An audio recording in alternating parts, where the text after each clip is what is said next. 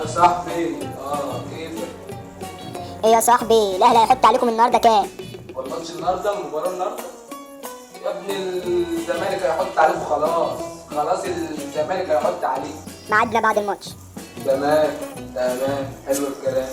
هكلمك بعد الماتش ونشوف كده. ماشي. يلا بقى عشان اجهز برضه كده جاهز. بابا بابا بابا، انا عايزك تصحيني النهارده على الماتش. ايوه، وتمشي زعلان زي كل مره. المشكله اللي انتوا بتخسروا كل مره. يا ابني الاهلي هو الاساس. خلصت كلامك؟ خلصت يعني كلامك؟ هو انا لا بابا ما طلعتش اهلاوي زيك. اسال امك بقى، اسال امك يعني ما يسال امك ده ملكاويه اكيد انت طالع عليه. كنت شاكي كنت شاكي، بس ما تنساش بقى تصحيني على الماتش. انا داخل انام. ماشي اوك. ابدا عشان تسمع الماتش. يا حرام، خد عايز ينام. مالك نايم يا ولاد؟ ده سيبه نايم بقى. بقى يا ابني لما تصحى بقى اسمع الماتش. سيبك نايم.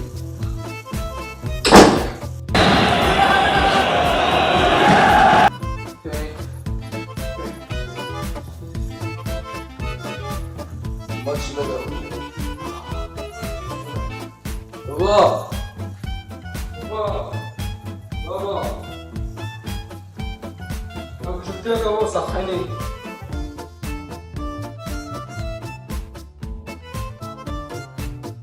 يا ابني مش عاجبك ولا ايه؟ مش عاجبك؟ مش عاجبك يعني؟ ايه اللي انت عامله ده؟ عامل ده انا ما بلبسش زيك كده. مالكش دعوه. انا سرقت سيرة امك واشتريت بيها الحاجات دي. رايك فيها؟ جات سيرة امي؟ طب ما حكيتلي. المهم الاهداف كام مالك انت؟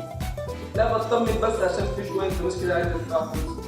لا ما عادش معايا اي حاجه. ما عادش معايا حاجه فلوس. يلا تعالى عشان نتفرج على الماتش. ماشي عشان جاي. يا ابني مش عاجبك ولا ايه؟ مش عاجبك يعني؟ لا والله عاجبني والله عاجبني. لا جول جول جول.